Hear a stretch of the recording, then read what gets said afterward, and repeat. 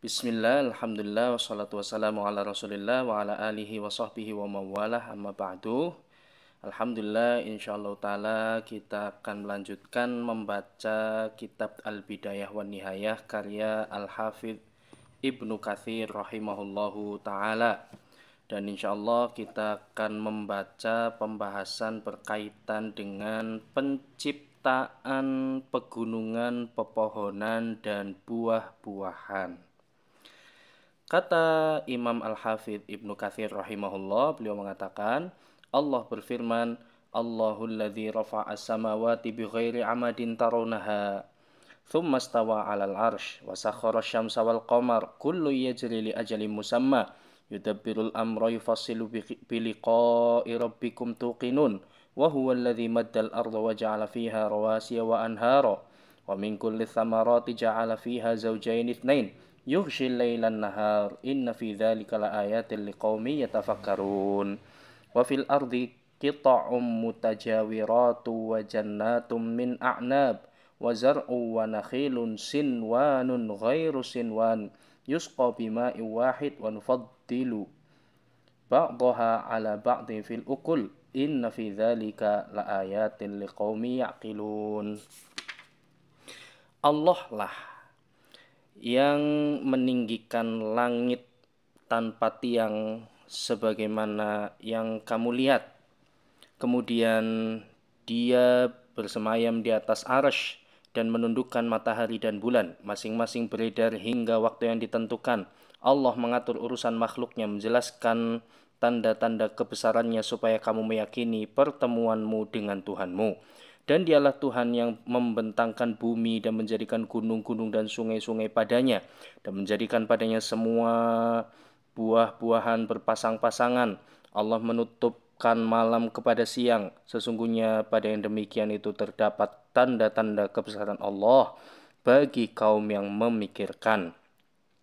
Dan di bumi ini terdapat bagian-bagian berdampingan, dan kebun-kebun anggur, tanaman-tanaman dan pohon kurma yang bercabang dan yang tidak bercabang, disirami dengan air yang sama. Kami melebihkan sebagian tanaman-tanaman itu atas sebagian yang lain tentang rasanya. Sesungguhnya pada yang demikian itu terdapat tanda-tanda kebesaran Allah bagi kaum yang berfikir. Quran Surat Ar-Ra'd ayat 2-4.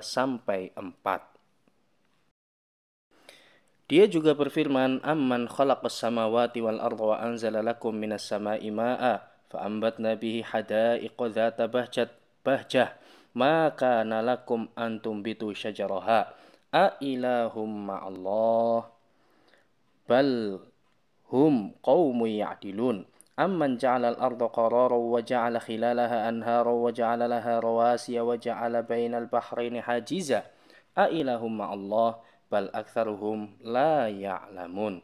Atau siapakah yang telah menciptakan langit dan bumi dan yang menurunkan air untukmu dari langit, lalu kami tumbuhkan dengan air itu kebun-kebun yang berpemandangan indah yang kamu sekali-kali tidak mampu menumbuhkan pohon-pohonnya.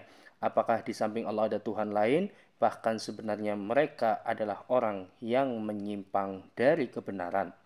Atau siapakah yang telah menjadikan bumi sebagai tempat berdiam dan yang menjadikan sungai-sungai di celah-celahnya dan yang menjadikan gunung-gunung untuk mengokohkannya dan menjadikan suatu pemisah antara dua laut? Apakah di samping Allah ada Tuhan yang lain?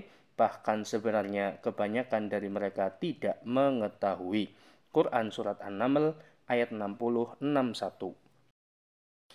Dia juga berfirman, Huwallazi anzala minas sama'i ma'an lakum minhu syarabu wa minhu syajarun fihi tusimun.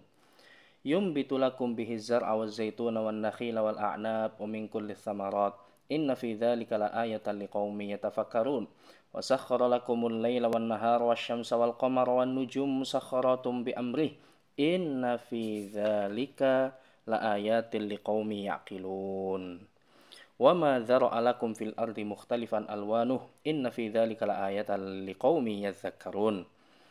Dialah yang telah menurunkan air hujan dari langit untukmu, sebagiannya menjadi minuman dan sebagiannya menyuburkan tumbuhan-tumbuhan yang pada tempat tumbuhannya kamu menggembalakan ternakmu. Dia menumbuhkan bagi kamu dengan air hujan itu tanaman-tanaman, zaitun, kurma, anggur, dan segala macam buah-buahan. Sesungguhnya pada yang demikian itu benar-benar ada tanda kekuasaan Allah bagi kamu yang memikirkannya. Dan dia menundukkan malam dan siang, matahari dan bulan untukmu, dan bintang-bintang itu ditundukkan untukmu dengan perintahnya. Sesungguhnya pada yang demikian itu benar-benar ada tanda-tanda kekuasaan Allah bagi kaum yang memahaminya. Quran Surat An-Nahl ayat 10-12. Maka Allah menyebutkan apa yang telah Dia ciptakan di bumi dari pegunungan, pepohonan, buah-buahan, aliran air, dan gelombang-gelombang. Juga jenis makhluk yang Dia ciptakan dari benda-benda dan bintang dan binatang di hutan belantara, daratan, serta lautan, yang menunjukkan atas keagungannya, kekuasaannya, hikmahnya, dan rahmatnya kepada ciptaannya.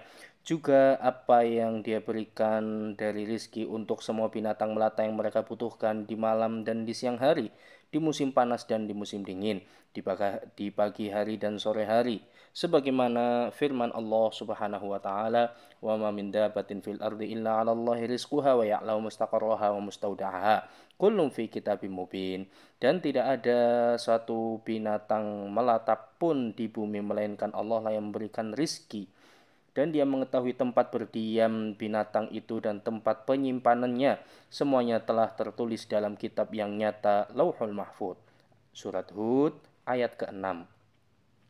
Al-Hafidh Ibnu Ya'la, Abu Ya'la telah meriwayatkan dari Muhammad Ibnu Muthanna dari Ubaid ibn Waqid, dari Muhammad bin Isa bin Kaisan, dari Muhammad bin Al-Munkadir, dari Jabir, dari Umar bin Khattab radhiyallahu anhu, dia berkata, aku mendengar Rasulullah bersabda, khalaqallahu azza wa jalla alfa ummatin minha sittu mi'atin fil bahar wa arba'u mi'atin fil bar, fa awwalu syai'in yahliku min hadhil umam al-jarad, fa idza halakat tataba'at mithlan nizam idza quti'a silkuhu. Allah telah menciptakan 1000 umat, diantaranya 600 di lautan dan 400 di daratan. Maka yang pertama kali dimusnahkan dari umat ini adalah belalang. Karena apabila umat itu telah musnah, maka umat lainnya akan mengikuti seperti peraturan yang apabila alirannya diputuskan. Ubaid bin Waqid Abu Abbad al-Basri telah didhaifkan oleh Abu Hatim dan Ibnu Adi berkata, kebanyakan riwayat yang ada dia riwayatkan tidak memiliki penguat mutabi'. Sementara itu gurunya lebih dhaif daripadanya. Al-Fallas dan Al-Bukhari berkata hadisnya mungkar. Abu Zur'ah berkata tidak layak meriwayatkannya sebuah riwayat darinya. Ibnu Hibban dan Ad-Daruqutni mendhaifkannya, sementara Ibnu Adi dan yang lainnya mengingkari hadis ini secara jelas. Wallahu a'lam. Allah berfirman, "Wa ma min dabbatin fil ardi wala ta'irin yatiru bi janahihi amsalukum ma farratna fil kitabi min syai' thumma ila rabbihim yuhsyarun." Dan tiadalah binatang-binatang yang ada di bumi dan burung-burung yang terbang dengan kedua sayapnya melainkan umat juga seperti kamu. Tiadalah kami alpakan sesuatu pun dalam Alkitab, kemudian kepada Tuhanlah mereka dihimpunkan. Quran Surat Al-An'am ayat yang ke-38.